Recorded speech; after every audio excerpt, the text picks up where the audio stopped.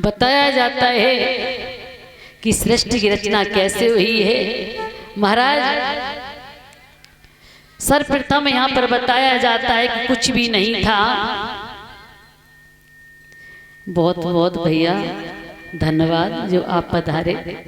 ये हमारे अमित भैया जो गोलेपुरा से आए हैं, इन भैया ने अभी कथा करवाई थी, इन सारे भाइयों ने मिलकर के ग्राम नगला कटिया में।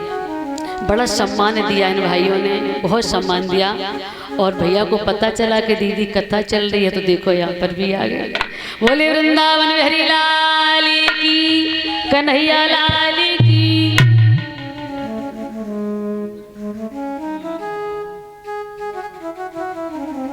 महाराज बताया जाता कि पृथ्वी पर पहले कुछ नहीं था, सर्वप्रथम जली जल था और इस जल में एक अंडा प्रकट हुआ। दिनों दिन अंडा बढ़ता चला गया, बढ़ता चला गया।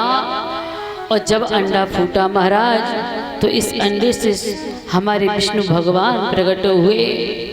शंख चक्र गदा पदम चार भुज धारी हमारे प्रभु प्रकट हुए। विष्णु भगवान ने अपनी नाभि से एक कमल प्रगटाया और उस कमल से ब्रह्मा जी की उत्पत्ति हुई। और महाराज ब्रह्मा जी ने देखा कि जिस फूल पर हम बैठे हैं, जिस फूल पर हम बैठे हैं, हमें इसकी जड़ खोजनी चाहिए कि ये फूल आया कहाँ से। वो महाराज बताया जाता है कि बरसें बीत गई, ब्रह्मा जी ने उस जड़ का पता नहीं लगा पाया। तब भविष्यवाणी हुई कि अरे ब्रह्मा तुम अभी तपस्या करो, तुम तपस्या करो। तो ब्रह्मा जी ने महाराज तपस्या की। तपस्या करने के बाद ब्रह्मा जी ने सृष्टि को रचाया। तो महाराज इन्होंने सर्वप्रथम 4 बालकों को प्रगटाया जिनका नाम है सनक सनंदन सनातन एवं सनत कुमार। महाराज इन ऋषियों ने कहा पिताजी मेरी एक इच्छा है कि मुझे आप एक वरदान दे दो। जब वरदान की कही है तो महाराज ब्रह्मा जी ने कहा बेटा मांगो, क्या मांगना चाहते हो।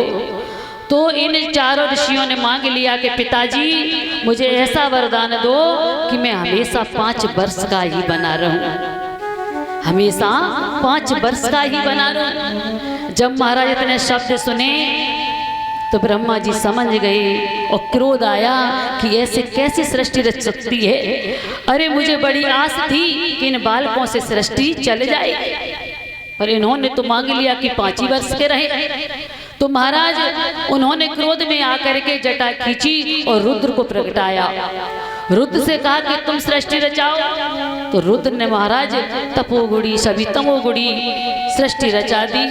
जब तमोगुड़ी को रचाया ब्रह्मा जी ने कहा कि ऐसे सृष्टि नहीं चल सकती है। तो महाराज ब्रह्मा जी ने 10 पुत्रों को प्रगटाया, एक कन्या।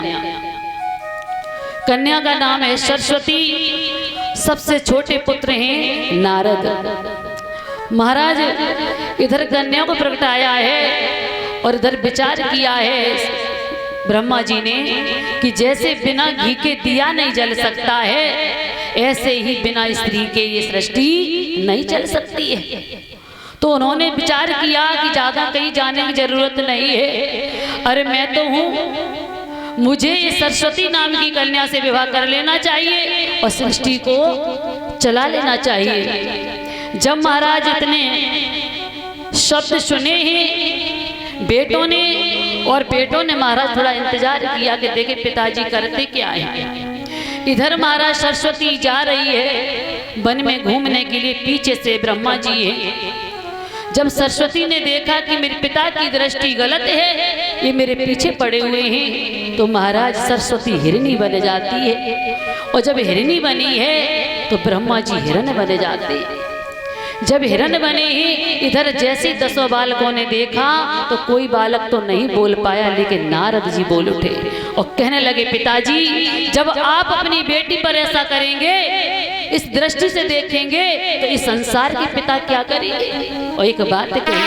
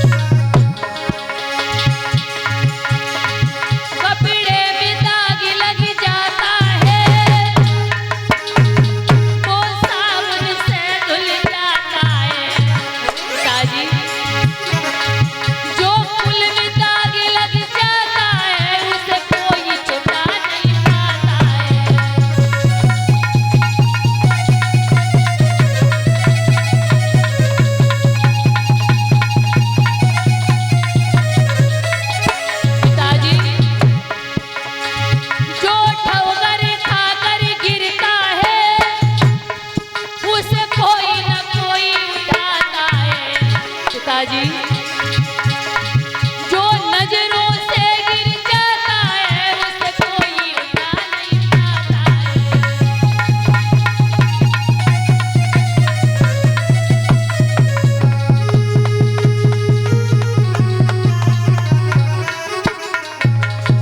पिताजी, यदि आप अपनी बेटी पर ऐसी कुदृष्टि डालेंगे तो इस संसार के पिताओं का क्या होगा? महाराज, उसी क्षण ब्रह्मा जी ने अपने शरीर को त्याग दिया है लज्जित होकर के, और महाराज पुनः फिर से अपना रूप प्रकट किया है। और जब प्रकट किया उसके बाद में फिर उन्होंने सही सृष्टि रचाई है। महाराज दाएं आंग से एक बालक को प्रगटाया जिसका नाम है स्वयंभु मनु, और बाएं अंग से एक प्रगटाया है एक स्त्री को जिसका नाम है शतरूपा। शतरूपा और स्वयंभु मनु का विवाह कराया। इनसे महाराज 3 बेटियों का जन्म हुआ और 2 बेटों का।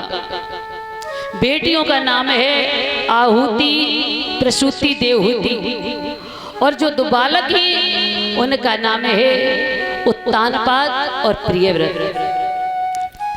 अब आ जाइए कथा प्रसंग पर।